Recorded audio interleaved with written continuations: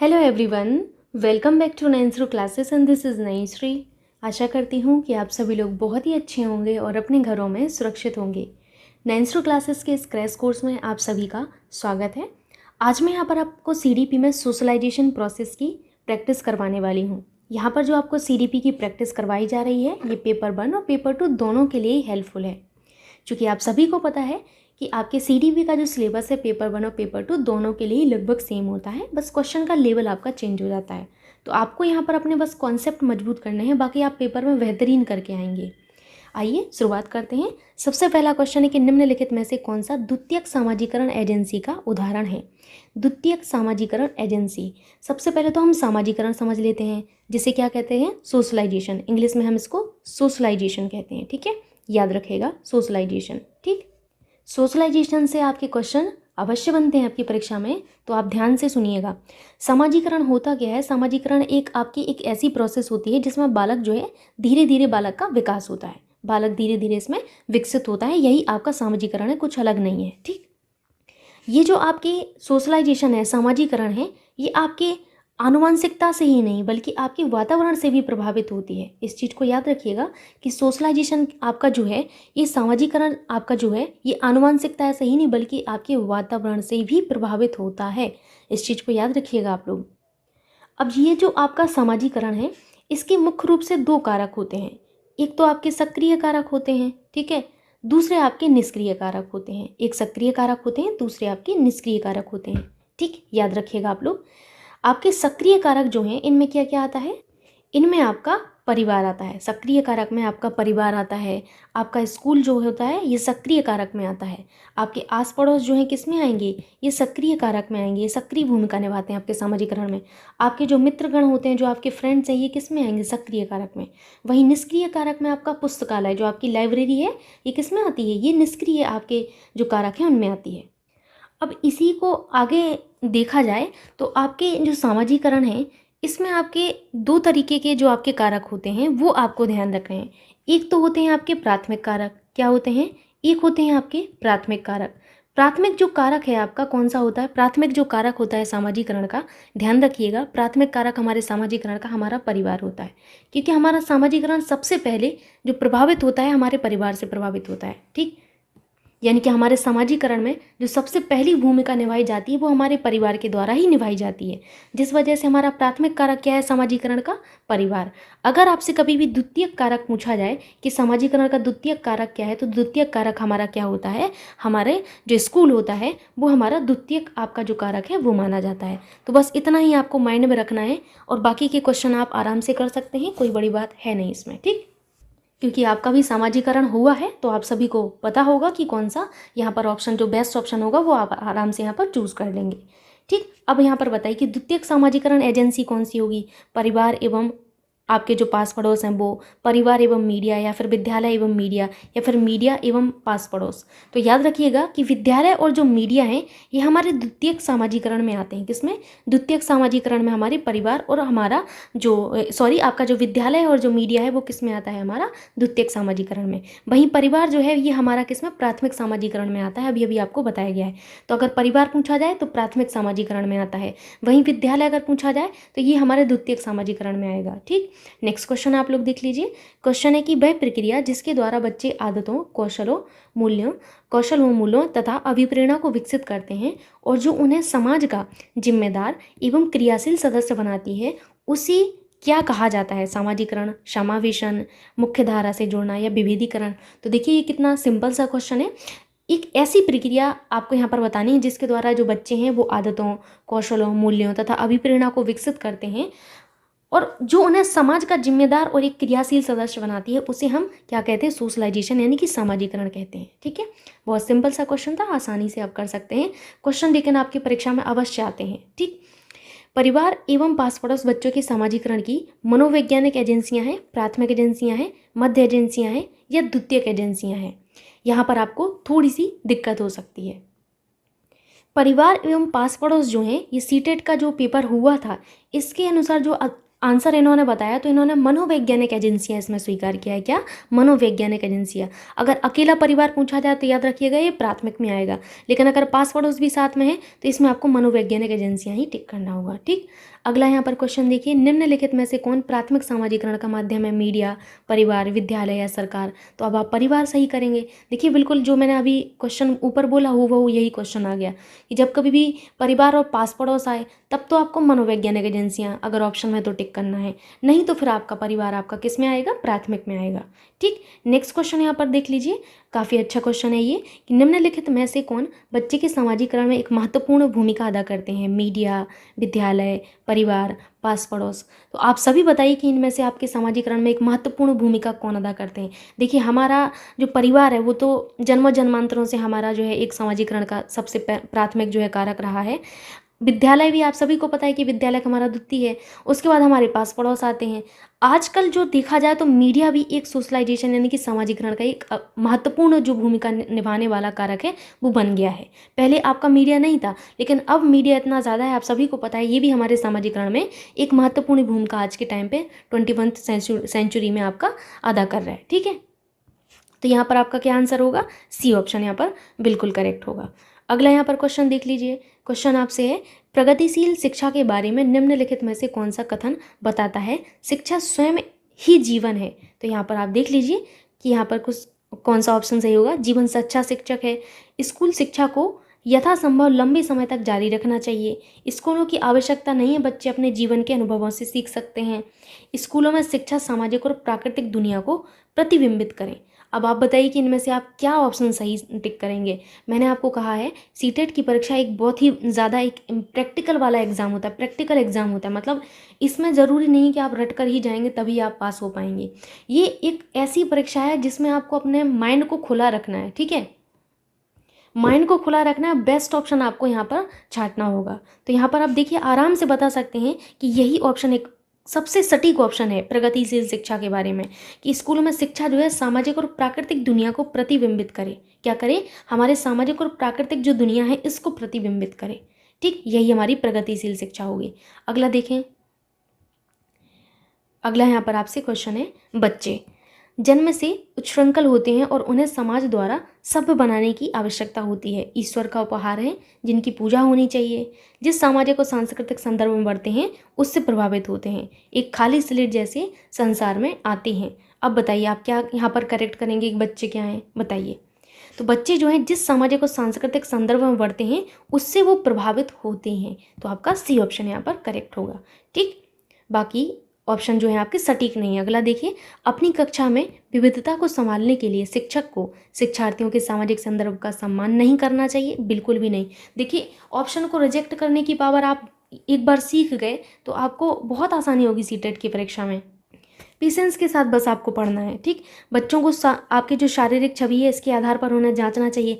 क्या कभी भी बच्चों को आपको शारीरिक छवि के आधार पर जांचना चाहिए? तो ये तो बहुत ही गलत बात हो गई। शिक्षार्थियों के सामाजिक और सांस्कृतिक संदर्भों के प्रति संवेदनशील होने की आवश्यकता है। समान अनुदेशन देने और व्यक्तिगत भिन्नताओं पर ध्यान न देने की आवश्यकता है। क्या कभी भी किसी टीचर को ऐसा होना चाहिए कि व्यक्तिगत भिन्नताओं का ध्यान न रखे? अगर कोई भी टीचर ऐसा करता है कि व्यक्तिगत भिन्नताओं को ध्यान में नहीं रखता है तो कभी भी वो टीचर कहलाने के लायक ही नहीं है।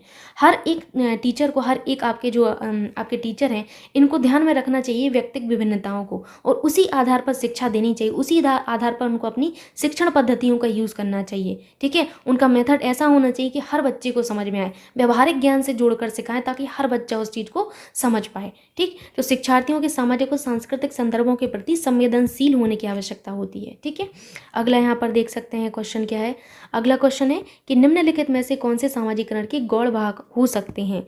विद्यालय और निकटतम परिवार के सदस्य, परिवार और रिश्तेदार, परिवार और पास पड़ोस, विद्यालय और पास पड़ोस। आप इनमें से कौन सा सही करेंगे बताइए। तो आप यहाँ पर आराम से बता सकते हैं गौण भाग यानी कि द्वितीय। तो विद्यालय और पास पड़ोस हमारा बिल्कुल करेक्ट आंसर होगा यहाँ पर, क्योंकि गौण भाग पूछा गया है आपसे। ठीक, अगला देखिए, अगर मुख्य पूछा जाता तब तो आपका परिवार ही होता। अगला यहाँ पर आप देख सकते हैं क्वेश्चन, एक मिनट, आपको अभी चारों ऑप्शन दिख गए होंगे, ठीक से पढ़िए। जनसंचार माध्यम सामाजिकरण का एक महत्वपूर्ण माध्यम बनता जा रहा है नीचे दिए गए कथनों में से कौन से सबसे उपयुक्त कथन है? सामाजिकरण केवल माता पिता और परिवार के द्वारा किया जाता है, जनसंचार माध्यमों की पहुंच बढ़ रही है और जनसंचार माध्यम अभिवृत्तियों, मूल्यों, विश्वासों को प्रभावित करता है। भौतिक आपके जो बच्चे हैं संचार माध्यमों के साथ प्रत्यक्ष रूप से अंतःक्रिया नहीं कर सकते हैं। संचार माध्यम पदार्थों के विज्ञापन और विक्रय के लिए एक अच्छा माध्यम है। आपको सीडीपी के हिसाब से, मतलब एक टीचर के हिसाब से आपको यहाँ पर सोचना है। क्या आप सही करेंगे बताइए फटाफट से। तो आप यहाँ पर कौन सा करेक्ट करेंगे? आप सिंपल सी बात है, जनसंचार जो है, जनसंचार के माध्यम जो हैं आपके आजकल बढ़ रहे हैं, इनसे पहुँच हमारी बढ़ रही है, हमारी एक्सेस जो है हमारा बढ़ रहा है। ठीक है, जनसंचार माध्यम अभिवृत्तियों, मूल्यों और विश्वासों को प्रभावित करता है। आपका बी ऑप्शन यहाँ पर बिल्कुल सटीक ऑप्शन होगा। ठीक, अगला देख लीजिए। यहाँ पर अगला क्वेश्चन कुछ इस तरीके से है, निम्नलिखित में से कौन सा सामाजिकरण का एक प्रमुख कारक है? कंप्यूटर, आनुवंशिकता, राजनीतिक दल या परिवार? अगर प्रमुख कारक पूछा जाए तो सोचना ही नहीं, हमारा परिवार आएगा सबसे पहले। प्रायोरिटी किसको देनी है? परिवार को देनी है। ठीक, अगला देखिए, सामाजिकरण की प्रक्रिया में शामिल नहीं है मूल्यों और विश्वास का अर्जन, आनुवंशिक संचरण, एक संस्कृति की रीतियों और मानदंडों को सीखना, कौशलों का अर्जन। इनमें से कौन सा सामाजिकरण की प्रक्रिया में शामिल नहीं है? तो सामाजिकरण की प्रक्रिया से आप समझिएगा, देखिए इसमें मूल्यों और विश्वासों का अर्जन शामिल है ना, एक संस्कृति की रीतियों और मानदंडों को सीखना शामिल होता है, कौशलों का अर्जन भी आप सामाजिकरण से ही करते हैं, लेकिन आनुवंशिक संचरण आपका शामिल नहीं होता है। ठीक, तो आपका यहाँ पर बी ऑप्शन करेक्ट होगा। अगला यहाँ पर क्वेश्चन देखिए, निम्नलिखित में से कौन प्रारंभिक बाल्यावस्था अवधि के दौरान उन भूमिकाओं एवं व्यवहारों के बारे में जानकारी प्रदान करते हैं जो एक समूह में स्वीकार्य हैं? भाई बहन एवं अध्यापक, अध्यापक एवं साथी, साथी एवं माता पिता, माता पिता एवं भाई बहन। ध्यान से पढ़िए, इनमें से कौन प्रारंभिक बाल्यावस्था अवधि के दौरान, जो आपकी प्रारंभिक बाल्यावस्था है, जो आपकी 3 से 6 वर्ष होती है, ये क्या है? आपकी प्रारंभिक बाल्यावस्था, जिसे आप क्या कहते हैं? Pre schooling age. क्या कहते हैं? Pre schooling age. और इसी एज में आपका जो बच्चा है अनुकरण और दोहराने की प्रवृत्ति पाई जाती है। किसकी? इसी एज में बच्चे में अनुकरण एवं दोहराने की प्रवृत्ति पाई जाती है। किसकी? अनुकरण और दोहराने की। इसी प्रवृत्ति से हमारा बच्चा जो है सीखता है, अनुकरण एवं दोहराने से। ठीक है, तो कह रहे हैं कि प्रारंभिक बाल्यावस्था अवधि के दौरान उन भूमिकाओं एवं व्यवहारों के बारे में जानकारी प्रदान करते हैं जो एक समूह में स्वीकार हैं। कौन प्रदान करेगा बताइए प्रारंभिक बाल्यावस्था में? तो प्रारंभिक बाल्यावस्था में तो हमारे जो परिवार हैं वही आते हैं, इसीलिए हमारे माता पिता एवं भाई बहन आएंगे। ठीक, प्रारंभिक बाल्यावस्था। अगला यहाँ पर देख लीजिए, अगला है आपसे कि निम्नलिखित में से कौन सा बच्चों के सामाजिकरण के प्रगतिशील मॉडल के संदर्भ में सही नहीं है? देखिए, इस नहीं को विशेष रूप से याद रखना है। सीटेट की परीक्षा में जो है क्वेश्चन लेंदी होते हैं और हाँ का नहीं और ना नहीं का हाँ करके आ जाते हैं हम लोग, तो पेशेंस आपके अंदर होना चाहिए, इसको याद रखना है। नहीं वाला आपको छांटना है। समूह कार्य में सक्रिय सहभागिता तथा सामाजिक कौशलों को सीखना। बच्चे विद्यालय में बताई गई बातों को स्वीकार करते हैं चाहे उनकी सामाजिक पृष्ठभूमि कुछ भी हो। कक्षा में प्रजातंत्र के लिए स्थान होना चाहिए। सामाजिकरण सामाजिक नियमों का अधिग्रहण है। तो बताइए इनमें से आपके सामाजिकरण के प्रगतिशील मॉडल के संदर्भ में कौन सा सही नहीं है? कौन सा सही नहीं है ये छांटना है आपको। ठीक, ध्यान से देखिए। सबसे पहला ऑप्शन है समूह, आपके जो समूह कार्य में सक्रिय सहभागिता और सामाजिक कौशलों को सीखना है, ये तो बिल्कुल सही है, ये तो सामाजिकरण के प्रगतिशील मॉडल में आएगा। बच्चे विद्यालय में बताई गई बातों को स्वीकार करते हैं चाहे उनकी सामाजिक पृष्ठभूमि कुछ भी हो। बताइए क्या ऐसा है? तो आप कहेंगे बिल्कुल भी नहीं। कक्षा में प्रजातंत्र के लिए स्थान होना चाहिए, बिल्कुल होना चाहिए प्रजातंत्र का स्थान। आपके सामाजिकरण सामाजिक नियमों का अधिग्रहण है, ये भी करेक्ट है। ये आपका बिल्कुल भी सही नहीं है। ठीक, कि बच्चे केवल विद्यालय में बताई गई बातों को ही स्वीकार करते हैं, ऐसा नहीं है। ठीक, अगला यहाँ पर देखिए, आपसे क्वेश्चन है कि सामाजिकरण एक प्रक्रिया है मूल्यों, विश्वासों और अपेक्षाओं को अर्जित करने की, मित्रों के साथ सामाजिक बनने की, घुलने मिलने और समायोजन की, एक समाज की संस्कृति की आलोचना करना सीखने की। क्या आप कभी भी किसी संस्कृति की, चाहे कोई भी संस्कृति हो, इसकी आलोचना करना सीखेंगे तभी सामाजिकरण कहलाएगा? आलोचना करना हमें नहीं सिखाया जाता है। ठीक है, चूँकि हम भारतीय हैं तो ये सब कार्य आपके नहीं है। ठीक है, घुलने मिलने और समायोजन की, जी नहीं। सामाजिकरण एक प्रक्रिया है जिसमें मूल्यों, विश्वासों और अपेक्षाओं को अर्जित किया जाता है। तो आपका क्या? ये बिल्कुल करेक्ट होगा। हम सामाजिकरण से मूल्यों को, विश्वासों और अपेक्षाओं को अर्जित करते हैं। अगला यहाँ पर क्वेश्चन देखिए आप लोग, निम्न में से कौन सी सामाजिकरण की निष्क्रिय एजेंसी है? निष्क्रिय, स्वास्थ्य क्लब, परिवार, इको क्लब, सार्वजनिक पुस्तकालय। तो अभी मैंने आपको शुरुआत में ही बताया था, निष्क्रिय एजेंसी में आपका पुस्तकालय आता है। क्या आता है? पुस्तकालय। क्योंकि यहाँ पर सामाजिकरण तो होता है, लेकिन आप वहाँ पर जब जाएंगे पुस्तकालय में, लाइब्रेरी में, तो आप लोगों के साथ तो मिलते हैं, लेकिन बातचीत नहीं कर सकते। आप देख सकते हैं एक दूसरे को, कुछ भी कर सकते हैं, अपना ही पढ़ना होता है वहाँ पर, आप किसी से बातचीत नहीं कर सकते। ये निष्क्रिय एजेंसी में आपका आता है। ठीक। अगला यहाँ पर देखिए, अगला क्वेश्चन है कि सामाजिकरण में सम्मिलित है सांस्कृतिक संचरण और डैश, विद्रोहियों को निरुत्साहित करना, व्यक्ति का व्यक्तित्व विकास करना, बच्चों को लेवलों में समायोजित करना, संवेगात्मक समर्थन उपलब्ध कराना। बताइए क्या होगा? तो व्यक्ति के व्यक्तित्व का विकास करना। सामाजिकरण में क्या सम्मिलित है? सांस्कृतिक संचरण और व्यक्ति के व्यक्तित्व का विकास करना। क्या विद्रोहियों को निरुत्साहित करना? ऐसा कोई उद्देश्य नहीं होता है। बच्चों को लेवलों में समायोजित करना? बिल्कुल भी नहीं। संवेगात्मक समर्थन उपलब्ध कराना? बिल्कुल भी नहीं। उसका जो आपका व्यक्ति है उसका व्यक्तित्व विकास करना, पर्सनैलिटी डेवलप करना ही इसमें सम्मिलित होता है। ठीक। क्वेश्चन देखिए, डैश के अलावा निम्नलिखित घटना रिकॉर्ड की विशेषताएं हैं। यह पर्याप्त विस्तार से पूर्ण आपके तथ्यात्मक प्रतिवेदन है। ठीक। यह व्यवहार का व्यक्तिनिष्ठ साक्ष्य है और इसलिए यह शैक्षणिक क्षेत्र के लिए प्रतिपुष्टि उपलब्ध नहीं कराता। ठीक है। पेशेंस होना चाहिए बस आपके अंदर पढ़ने का। अगर आप पढ़ ले गए पेशेंस के साथ तो आप सही आंसर कर लेंगे। ठीक। अगला है आपका, यह घटनाओं का सही वर्णन है। यह बच्चे के व्यक्तिगत विकास अथवा सामाजिक अंतःक्रियाओं को वर्णित करता है। ठीक। तो एक बार आप अपने बाकी के जो 2 ऑप्शन हैं उन पर चलिए तो आपको समझ लगेगा। ठीक। देखिए यहाँ पर आपको बताना है कि कौन सा आपको जो है इसके अलावा निम्नलिखित घटना जो आपका है रिकॉर्ड की विशेषता है। तो यह पर्याप्त विस्तार से पूर्ण तथ्यात्मक प्रतिवेदन है, बिल्कुल सही है। यह व्यवहार का व्यक्तिनिष्ठ साक्ष्य और इसलिए यह शैक्षणिक रूप के लिए प्रतिपुष्टि उपलब्ध नहीं कराता, ये बिल्कुल गलत है। ठीक है। अगला यहाँ पर देखिए, अगले 2 ऑप्शन तो आप करेक्ट होंगे ही, इसमें आपको कुछ सोचना ही नहीं है। यह घटनाओं का सही वर्णन करता है। कौन? आपका घटना या रिकॉर्ड की विशेषता क्या होगी? कोई भी घटना या रिकॉर्ड क्या होता है? सही वर्णन देता है। रिकॉर्ड क्या होगा? सही वर्णन देगा। यह बच्चों की व्यक्तिगत विकास तथा उनके सामाजिक क्रियाओं को वर्णित भी करता है। ठीक है। अगला देखिए, शिक्षा के संदर्भ में सामाजिकरण से तात्पर्य है सामाजिक मानदंडों का सदैव अनुपालन करना, अपने सामाजिक मानदंड बनाना, समाज में बड़ों का सम्मान करना या सामाजिक वातावरण में अनुकूलन और समायोजन करना। बेस्ट ऑप्शन आपको छांटना है, तो कुछ यहाँ पर रॉकेट साइंस नहीं लगानी। सामाजिकरण से क्या तात्पर्य होता है? सामाजिक वातावरण में अनुकूलन और समायोजन करना ही हमारा सोशलाइजेशन यानी सामाजिकरण होता है ना। अगला यहाँ पर क्वेश्चन देखिए, क्वेश्चन है आपसे कि नर्सरी कक्षा से शुरुआत करने के लिए कौन सी विषय वस्तु सबसे अच्छी है? मेरा परिवार, मेरी प्रिय वस्तु, मेरा पड़ोस या मेरा विद्यालय। तो बताइए, नर्सरी कक्षा से शुरू करने के लिए कौन सी विषय वस्तु सबसे अच्छी है? तो मेरा परिवार, क्योंकि परिवार सबसे पहले आएगा आपका। ठीक है। सामाजिकरण का पहला आपका कारक, प्राथमिक जो कारक है आपका परिवार ही है। ठीक है। जब कभी दो या अधिक व्यक्ति एक साथ मिलते हैं और एक दूसरे को प्रभावित करते हैं तो वे एक सामाजिक समूह का निर्माण करते हैं। यह कथन आंशिक रूप से तथ्य है, सत्य है, कदाचित सत्य है या सत्य है। तो ये देखिए बिल्कुल कथन सही है कि जब कभी 2 या अधिक व्यक्ति एक साथ मिलते हैं और एक दूसरे को प्रभावित करते हैं तो वे एक सामाजिक समूह का निर्माण करते हैं। ठीक। अगला यहाँ पर देखिए, अगला आपसे है कि बच्चों के सामाजिक विकास में डैश का विशेष महत्व है। खेल का, बाल साहित्य का, दिनचर्या का या संचार माध्यम का। तो बच्चों के सामाजिक विकास में इनमें से किसका सबसे महत्वपूर्ण योगदान होगा? तो आप यहाँ पर सिंपली बता सकते हैं खेल का, क्योंकि खेल के माध्यम से उसका सामाजिक विकास होता है। जब वो अपने और दोस्तों से मिलता है, बातचीत होती है, सारी क्रियाएं करता है अपने दोस्तों के साथ, तो इसी से तो सामाजिक विकास होता है, बच्चा सीखता है वहाँ पर, है ना। नेक्स्ट क्वेश्चन देख लीजिए अपना। क्वेश्चन है आपसे कि निम्नलिखित में से कौन सा सत्य है? शिक्षक द्वारा प्रश्न पूछना संज्ञानात्मक विकास में बाधक है। विकास और सीखना दोनों सामाजिक सांस्कृतिक संदर्भों से अप्रभावित रहते हैं। शिक्षार्थी एक निश्चित तरीके से सीखते हैं। खेलना संज्ञान और सामाजिक दक्षता के लिए सार्थक है। तो इनमें से आपको बताना कि कौन सा कथन सही है। ठीक। तो शिक्षक के द्वारा प्रश्न पूछना कभी भी बाधक तो नहीं हो सकता, ये आप सभी को पता है कि कभी भी शिक्षक के द्वारा प्रश्न पूछना बाधक नहीं होता है हमारे लिए, है ना। विकास और सीखना दोनों सामाजिक सांस्कृतिक संदर्भों से अप्रभावित नहीं होते, वही प्रभावित होते हैं।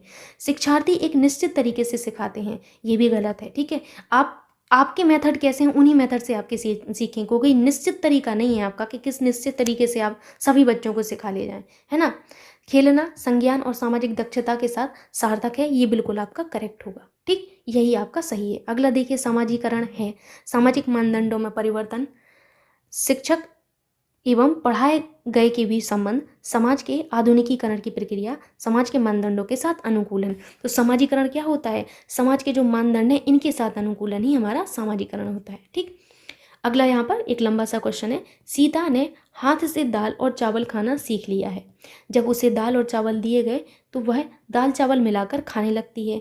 उसने चीज़ों को करने के लिए अपनी स्कीमों में दाल और चावल खाने को डैश कर लिया है। बताइए क्या कर लिया है? यहाँ पर आपसे ऑप्शन दिए गए हैं, अंगीकार, समायोजित, अनुकूलित या फिर आपका समुचितता। तो यहाँ पर क्या हुआ है? अनुकूलन हुआ है। क्यों हुआ अनुकूलन? ध्यान से पढ़िए।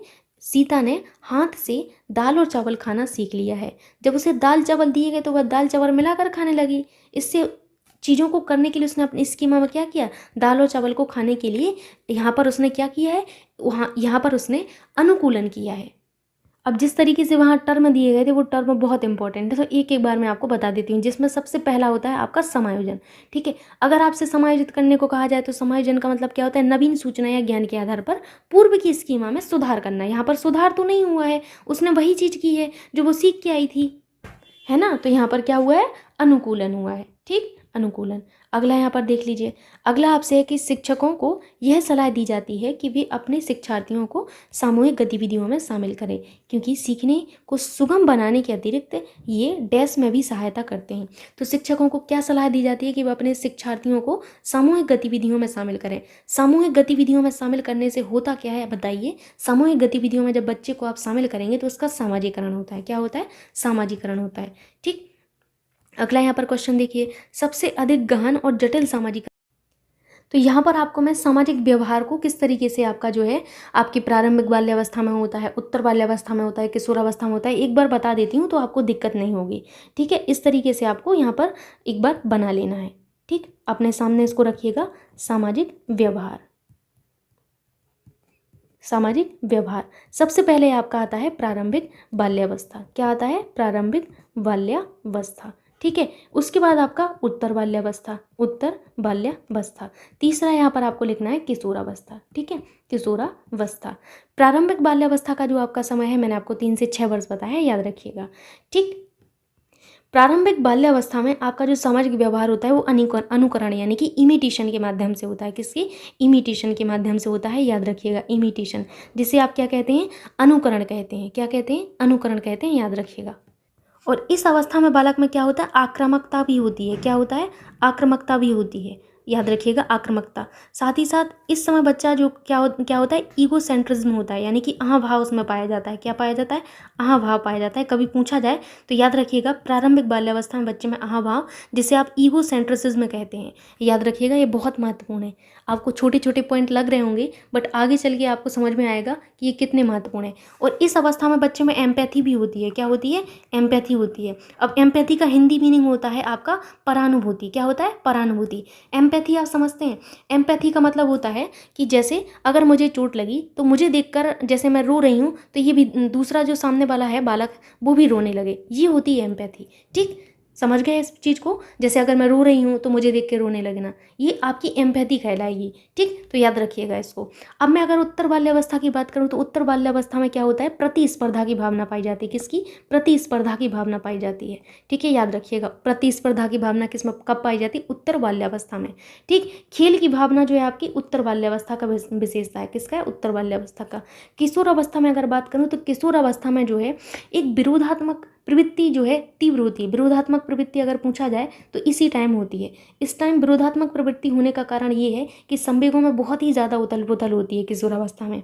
संवेगों में उथल पुथल के कारण उसका मानसिक अस्थिरता पाई जाती है बालक में। मानसिक अस्थिरता के कारण ना तो वो अपने घर में समायोजन बिठा पाता है, ना ही अपने दोस्तों के साथ, ना ही वो अपने समाज में समायोजन बिठा पाता है। ठीक, तो ये इसी वजह से इसमें विरोधात्मक प्रवृत्ति होती है, क्योंकि इस टाइम जो संवेग है इसमें बहुत ही ज़्यादा उथल पुथल होती है।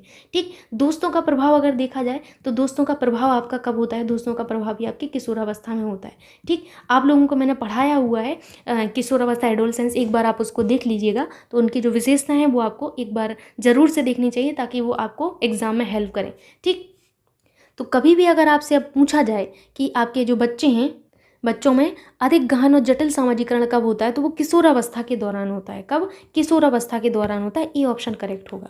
अगला यहाँ पर क्वेश्चन देख लीजिए। अगला क्वेश्चन है कि निम्नलिखित में से किस अवस्था में बच्चे अपने समवयस्क समूह के सक्रिय सदस्य हो जाते हैं? तो अपने समवयस्क समूह के जो सक्रिय सदस्य होते हैं वो बच्चे कब बन जाते हैं? तो बाल्यावस्था में बन जाते हैं। कब? बाल्यावस्था में। इस चीज़ को आप जरूर से याद रखिएगा, समवयस्क समूह के सक्रिय सदस्य बनते हैं। ठीक। सामाजिकरण वह प्रक्रिया है जिससे बच्चे और वयस्क सीखते हैं। क्या? परिवार से, विद्यालय से, साथियों से, इन सभी से। तो सामाजिकरण वह प्रक्रिया है जिसमें बच्चे और जो वयस्क हैं वो क्या किससे सीखते हैं? परिवार से भी सीखते हैं, साथियों से भी और विद्यालय से भी, इन सभी से आपका सीखते हैं। अगला यहाँ पर क्वेश्चन देख लीजिए आप। नेक्स्ट क्वेश्चन कुछ इस तरीके से है कि बच्चों की सीखने की प्रक्रिया में माता पिता को डैश भूमिका निभानी चाहिए? नकारात्मक? बिल्कुल भी नहीं। अग्रोन्मुखी, सहानुभूतिपूर्ण या तटस्थ? तटस्थ भी नहीं होगा। अग्रोन्मुखी भूमिका हमारे माता पिता को निभानी चाहिए, जो कि निभाते भी हैं। ठीक है। अगला यहाँ पर क्वेश्चन आप देख सकते हैं। 1 मिनट, 1 सेकेंड, आपको अब दिख रहा होगा ठीक से। क्वेश्चन है कि निम्न में से कौन सा बच्चे की सामाजिक मनोवैज्ञानिक आवश्यकताओं के साथ संबंध नहीं है? ठीक है। सामाजिक अनुमोदन अथवा सराहना की आवश्यकता, संवेगात्मक सुरक्षा की आवश्यकता, शरीर में अपशिष्ट पदार्थों का नियमित रूप से बाहर निकलना या सानिध्य की आवश्यकता। तो बताइए आप, इनमें से कौन सा आपके बच्चों के सामाजिक मनोवैज्ञानिक आवश्यकताओं के साथ संबंध नहीं है? तो देखिए, शरीर से अपशिष्ट पदार्थों का नियमित रूप से बाहर निकालना, ये आपका संबंधित नहीं है। ठीक है। अगला यहाँ पर क्वेश्चन देखिए। मानव विकास किन दोनों के योगदान का परिणाम है? अभिभावक एवं अध्यापक। ये कितनी बार रिपीट हो चुका क्वेश्चन। सामाजिक एवं सांस्कृतिक कारकों की, वंशानुक्रम एवं वातावरण की। तो यही आपका करेक्ट है। ये तीसरी बार आप पढ़ रहे हैं और शायद आप लोगों को याद होगा, मुझे तो अच्छे से याद है कि ये तीसरी बार क्वेश्चन मैं करा रही हूँ आप लोगों को। ठीक। अगला यहाँ पर क्वेश्चन देख सकते हैं आप। जिस प्रक्रिया में व्यक्ति दूसरों के व्यवहार को देखकर सीखता है, ना कि प्रत्यक्ष अनुभव से, इसको क्या कहा जाता है? सामाजिक अधिगम, अनुबंधन, प्रायोगिक अधिगम या फिर आकस्मिक अधिगम। तो इसको क्या कहेंगे आप? इसको सामाजिक अधिगम कहते हैं। ऐसी प्रक्रिया जिसमें व्यक्ति जो है दूसरों के व्यवहार को देखकर सीखता है। जैसे आप अपने पिताजी के व्यवहार को देखते हैं कि अगर कोई बड़ा आता है तो आपके पिताजी पैर छूते हैं, है ना। आपके पिताजी उनको बिठाते हैं, उनका जो है सम्मान आदर किया जाता है। अगर कोई बड़ा आता है तो आपके पिताजी किस तरीके से बिहेव करते हैं, वही आप व्यवहार सीखते हैं। ये सिखाने की कोई चीज़ नहीं होती है कि बेटा पैर छुओ, ये आपको अपने बड़ों से सीखना चाहिए, है ना। तो ऐसी प्रक्रिया जिसमें व्यक्ति दूसरों के व्यवहार को देखकर सीखता है, ना कि प्रत्यक्ष अनुभव से, तो इसे हम क्या कहते हैं? सामाजिक अधिगम कहते हैं। अब प्रयोग करके तो देखेंगे नहीं इसको कि बेटा प्रयोग करो कि पिता के पैर छूना है तो कैसे छुएंगे, है ना। अगला देखिए आप। परिवार एक साधन है अनौपचारिक शिक्षा का, औपचारिक शिक्षा का, दूरस्थ शिक्षा का, गैर औपचारिक शिक्षा का। तो हमारा जो परिवार है ये अनौपचारिक शिक्षा का एक जो साधन होता है। औपचारिक शिक्षा का साधन हमारा विद्यालय होता है। क्या होता है? विद्यालय होता है। क्या? विद्यालय। अब बात ये आती है कि औपचारिक शिक्षा और अनौपचारिक शिक्षा क्या है, तो आपको 1 मिनट में समझ में आ जाएगा। तो आप इसमें डिसाइड भी कर लेंगे कि क्यों विद्यालय कहा गया है, क्यों परिवार को अनौपचारिक शिक्षा का साधन कहा गया है। देखिए, औपचारिक जो शिक्षा है, सबसे पहले इसको समझिए। औपचारिक शिक्षा जो होता है, इस प्रक्रिया में छात्र हो, छात्रा हो, उसको नियमित रूप से शिक्षा संस्थान में शिक्षा प्राप्त करने जाना होता है। क्या करना होता है? इसमें औपचारिक शिक्षा में आपका जो विद्यार्थी है, यानी कि जो आप हैं, हम हैं, इसमें क्या होगा? नियमित रूप से हमें शिक्षा संस्थान में शिक्षा प्राप्त करने के लिए जाना ही पड़ेगा। और इसमें अध्यापक भी नियमित रूप से छात्रों को शिक्षा प्रदान करता है। इसमें जो है आपको नियमों के अनुसार चलना होगा। क्या करना होगा? नियमों के अनुसार चलना, अनुशासन में रहना होगा। अध्यापक के नियमित रूप से आपको जो है यहाँ पर शिक्षा दी जाएगी। अनौपचारिक शिक्षा में ऐसा नहीं होता। ठीक है। अनियमित शिक्षा को अनौपचारिक शिक्षा कहा जाता है। क्या कहा जाता है? अनौपचारिक शिक्षा कहा जाता है। ठीक। अब अनौपचारिक जो शिक्षा होती है ये स्वाभाविक भी हो सकती है और प्राकृतिक रूप से भी हो सकती है। तो अनौपचारिक शिक्षा का जो साधन है वो हमारा परिवार है। ध्यान से सुनिएगा। अनौपचारिक शिक्षा का साधन क्या होगा? जहाँ पर कोई नियम ही नहीं है, जहाँ पर आप एक मतलब रेगुलरिटी भी नहीं है, तो वो क्या होगा? आपका अनौपचारिक शिक्षा। अब जहाँ पर आपको जो है परिवार से हटकर आप जब जाएंगे पढ़ने के लिए, तो वो औपचारिक शिक्षा होती है, जहाँ पर आपको जाना पड़ता है पढ़ने के लिए, शिक्षा ग्रहण करने के लिए जाना पड़ेगा। ठीक। ये औपचारिक हो गया। अगला यहाँ पर देखिए, सामाजिक सीखने का जो सिद्धांत है किसका है? सामाजिक सीखने का सिद्धांत किसका है? ध्यान से इसको पढ़िए। सामाजिक सीखने का जो सिद्धांत है ये वेंडुरा का है। किसका है? वेंडुरा का है। आपको वेंडुरा थ्योरी में आगे पढ़ाऊंगी, आप एक बार उसको जरूर से देख लीजिएगा। ठीक। अगला है, एक शिक्षक विद्यार्थियों में सामाजिक मूल्यों को विकसित कर सकता है महान व्यक्तियों के बारे में बोलकर, अनुशासन की अनुभूति को विकसित कर, आदर्श के रूप में बर्ताव कर, उन्हें अच्छी कहानियां सुनाकर। तो आप बताइए कि आप एक शिक्षक हैं तो आप सामाजिक मूल्यों को किस तरीके से विद्यार्थियों में विकसित करेंगे? बताइए। तो आप क्या करेंगे, आदर्श के रूप में बर्ताव करेंगे। ठीक है, आदर्श के रूप में बर्ताव करके। अगला देखिए, अगला आपसे है, कृतिका अक्सर जो है घर से ज़्यादा बात नहीं करती है, घर में ज़्यादा बात नहीं करती है, लेकिन विद्यालय में वह काफ़ी बात करती है। यह दर्शाता है कि विद्यालय हर समय बच्चों को खूब बात करने का अवसर देता है। ये क्या सही है? बिल्कुल भी नहीं है। शिक्षकों की यह मांग होती है कि बच्चे विद्यालय में खूब बातें करें, बिल्कुल भी नहीं। ठीक, रिजेक्ट करना सीखिए बस आप। कृतिका को अपना घर बिल्कुल भी नहीं पसंद, बिल्कुल भी नहीं। अब तो आपके पास ले दे के एक ऑप्शन बचा है कि उसके विचारों को विद्यालय में मान्यता दी जाती है, दैट्स इट, खत्म कहानी। अगला यहाँ पर देखिए क्वेश्चन। अगला क्वेश्चन आपसे कुछ इस तरीके से है, किसी भी बालक के मानसिक रूप से अस्वस्थ होने का कारण है परिवार का वातावरण, कक्षा का वातावरण, पास पड़ोस का वातावरण या उपरोक्त सभी। अब इसमें उपरोक्त सभी आएगा, क्योंकि मानसिक रूप से अस्वस्थ हो सकता है परिवार के वातावरण से हो सकता है कक्षा के वातावरण से वो मानसिक रूप से अस्वस्थ हो, मतलब मूड खराब होना, है ना। और पास पड़ोस के वातावरण से उसका मानसिक अस्वस्थ होना बिल्कुल जायज़ है। तो उपरोक्त सभी आपका इसमें बिल्कुल करेक्ट होगा। आज के इस प्रैक्टिस सेट का आपको जो लास्ट क्वेश्चन है वो ये है कि निम्नलिखित में से कौन सी संस्था सामाजिक परंपराओं के हस्तांतरण में सबसे अधिक योगदान करती है? परिवार, विद्यालय, पड़ोस, इनमें से कोई नहीं। अब यहाँ पर देखिए, आप धर्म संकट में फंस गए।